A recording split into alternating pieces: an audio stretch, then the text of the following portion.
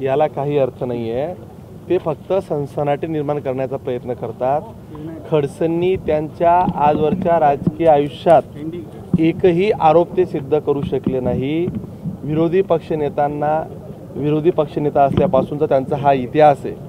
त्यांनी असे अनेक आरोप केलेत। विरोधी पक्षात असताना त्यांनी विधान भवनापासून अनेक हे केलं। बघा, तुमच्यातलं तुम्ही आता म्हटलात की यामध्ये काही राजकीय आहे का? त्या सुषमा त्या कोणत्या आपल्या वादंती मंडळाच्या आपल्या अध्यक्ष महोदय आहेत, त्या काहीतरी बोलल्यात, आपला सकाळचा भोंगा काहीतरी बडबडला। पण तुम्ही एक वस्तुस्थिती समजून घ्या, हे प्रांजल खेवलकरचं गुगल ड्राईव्ह आहे। यामध्ये गोवा, कोकण, मालदीव्स, मुंबई, ट्रम्पेट आणि वेगास इथली व्हिडिओज आणि फोटोज आता डायरेक्ट पब्लिक प्लॅटफॉर्मवर आलेले आहेत। शेकडो फोटो आहेत, शेकडो व्हिडिओज आहेत की ज्यामध्ये पबमध्ये एकदम ओपनली दिसतं आहे हा काही संत हरिभक्त परायण मंडळातला काही सदस्य नव्हता। हा एकदम अय्याशीखोर माणूस होता।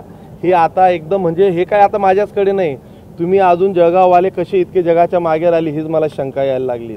त्या मुंबईच्या तुमच्या प्लॅटफॉर्मवर जाऊन बघा, तुम्हाला गोव्याचे फोटो पाहिजेत, तुम्हाला कोकणचे दाखवू, तुम्हाला मुंबईचे दाखवू का ट्रम्पेटचे कुठचे पाहिजेत व्हिडिओ सगळं तुम्हाला दाखवतो। आणि हे काही आता आम्ही काही त्याला ट्रम्पेटला पाठवलं, भाडं दिलं, जा बाबा तू, आम्ही नाही केलंय कोणी। हे त्याच पठ्ठ्याच्या सगळ्या गुगल ड्राईव्हमधनं हे सगळं मिळालं आहे आणि हे सगळे आत्ता पब्लिक प्लॅटफॉर्मवर सगळं आलेलं आहे। त्याच्यामुळे याच्या मागे कोणी आहे काही असण्याचं कारणच नाही। आणि चाळीसगाव जळगावची आपली एक कदाचित खडसेंचा तो स्वभाव आहे। त्यांनी अनेक लोकांना राजकीय कुरघोड्या करून संपवलं, अनेक लोकांना अडचणीत आणलं। त्याच्यामुळे त्यांच्या परिवारातलं किंवा ते अडचणीत आल्यावर त्यांना कोणीतरी अडचणीत आणलं हे त्यांना कदाचित ते स्वतःला त्याच्यामध्ये बघतात। परंतु आपल्या जळगावचा एक चांगला इतिहास राहिला आहे, चांगली परंपरा राहिली आहे। त्याच्यामुळे जे खडसेंनी केलं हे त्यांना ते भोगावं लागतंय। जसं तुम्ही पेरलं तसं ते उगतंय। त्याच्यामुळे याला कुठेही राजकीय दृष्टिकोनातून बघण्याचा प्रश्नच नाही।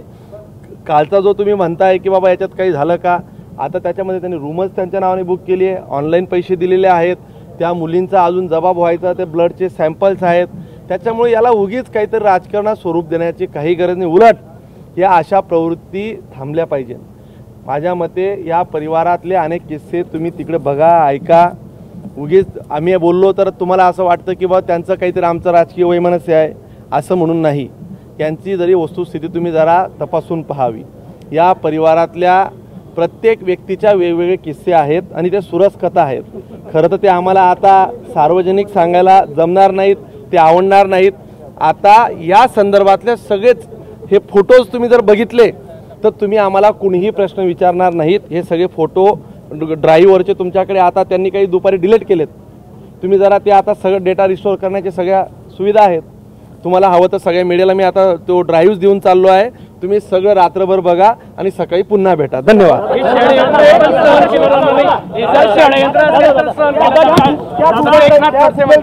बघा, जर हे कोणी षडयंत्र रचलं असेल, यामध्ये जर जाणीवपूर्वक त्यांना कोणी गटात अडकवलं असेल तर एकनाथराव खडसेंच्या बाजूला भारतीय जनता पार्टीचे आम्ही सर्व कार्यकर्ते राहू। पण जर त्यांचा जर जावई जर अय्याशी असेल तर त्यांनी तेही मान्य केलं पाहिजे की आपलं ते भावडण लोकांचं ते खवडं ही जी त्यांची सवय आहे त्यांनी बंद केली पाहिजे। त्याच्यामध्ये सगळ्यामध्ये ते काहीतरी हुक्का घेताना दिसत आहेत, काहीतरी बियर सोबत त्यांचे फोटोज आहेत। हो, आणि दुसरीकडे मात्र त्यांना गोवल्याचं म्हटलं जाते, नेमकं काय सांगता? बघा, असं कसं होऊ शकतं?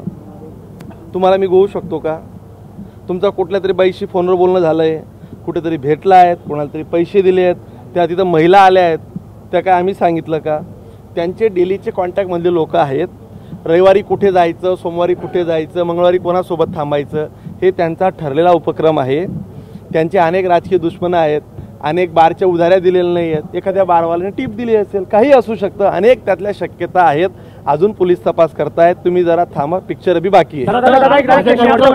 माझ्या चारित्र्यावरती संशय घेतलेला आहे, त्याचा एक तरी पुरावा आपण द्यावा, मी राजकारणातून संन्यास घेईल असं खडसे म्हणतात। बघा, आता थोडे दिवस थांबा। एवढा निर्लज्ज, बेशरम, हलकट, नालायक माणूस आम्ही राजकारणात कधी पाहिला नाही।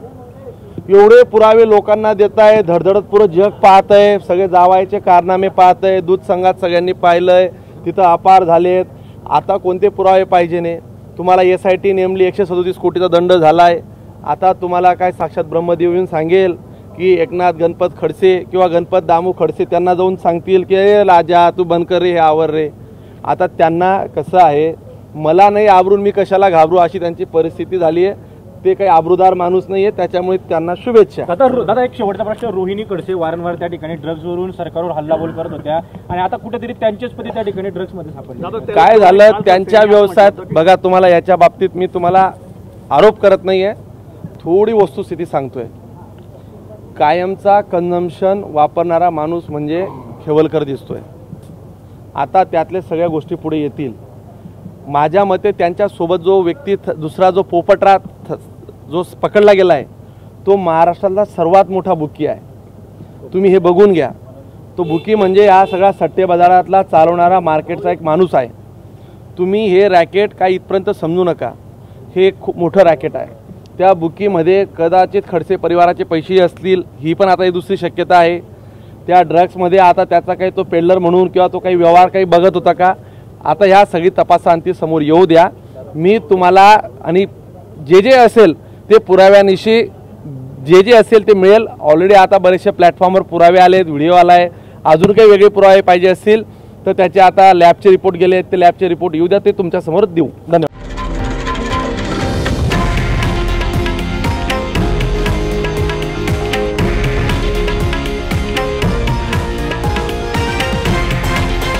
हे आहे देशातील नंबर 1 न्यूज नेटवर्क आणि आपण पाहत आहात TV9 मराठी, एकमेव.